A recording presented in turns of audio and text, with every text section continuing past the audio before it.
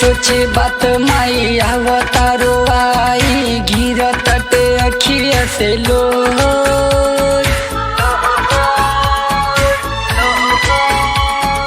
बेटावा से अपना छोड़ा के कहाँ जालू बोला माई अचर के को सोची सोची बात हमारी अवतारो आई गिर तटे अखिया से लो बेटावा से अपना छोड़ा के कहाँ जालू बोला माही अचर के को बोला माही अचर के को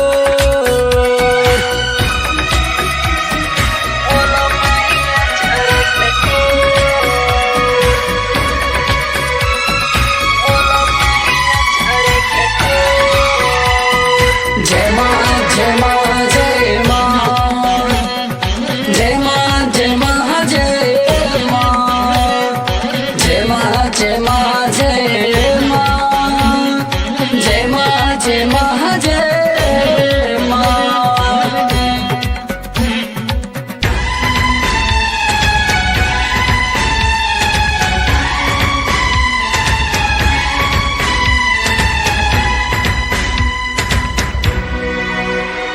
नवे दिन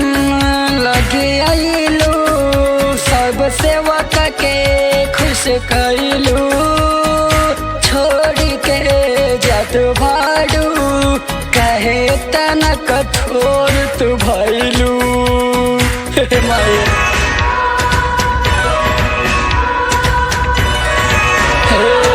मैया नव दिन लगे आइलू सब सेवक के खुश कैलू छोड़ के जात बाड़ू काहे तना कठोर तू भैलू मुँह मोड़ जैबू हमके जे सताइबू तो मर जाई बेटावा तोहार माँ बेटावा से अपना छोड़ा के कहाँ जालू बोला माही अचर के कोर सोची सोची बात हमारी अवतारो आई गिर तटे अखिया से लो बेटावा से अपना छोड़ा के कहाँ जालू बोला माही अचर के कोर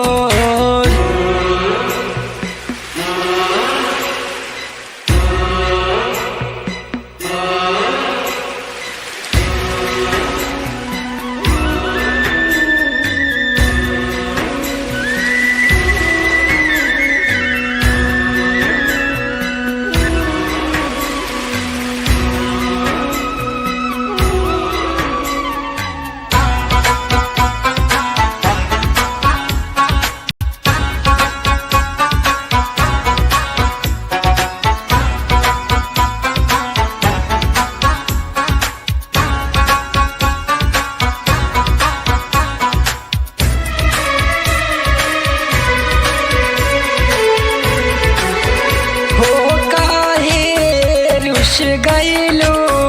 गलती बेटावा के माफ न कैलू जाए के जब रहे तो बोला हमारा गाँव कहे आइलू कहे छोड़ के जाता हो काहे रुस गईलू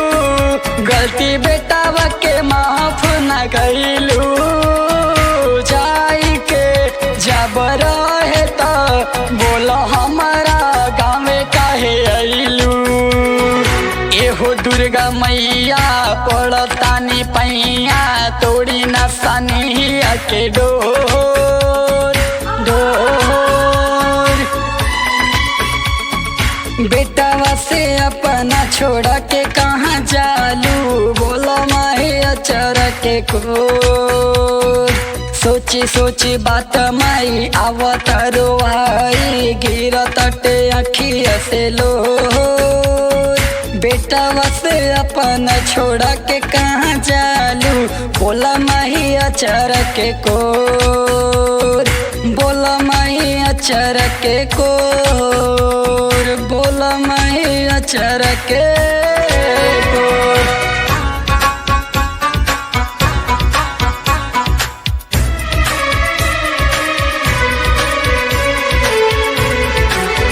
ई छोटू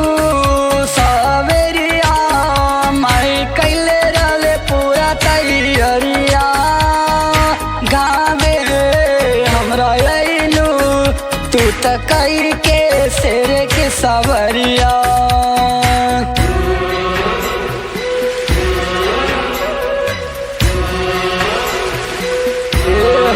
मैया छोटू सवेरिया माई कैले रहले पूरा तैयारिया गावे हमरा अइलू माई कई के शेर के सवरिया। शिवा पांडे सत्यम रोहित के छोड़े जेबू होते माई भोर।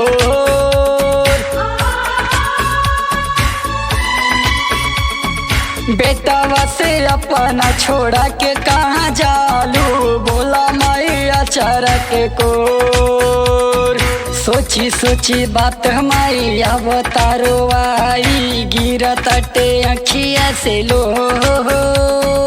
बेटावा से अपना छोड़ा के कहाँ जालू बोला माई अचर के कोर बोला माही अचर के कोर बोला माई अचर के कोर।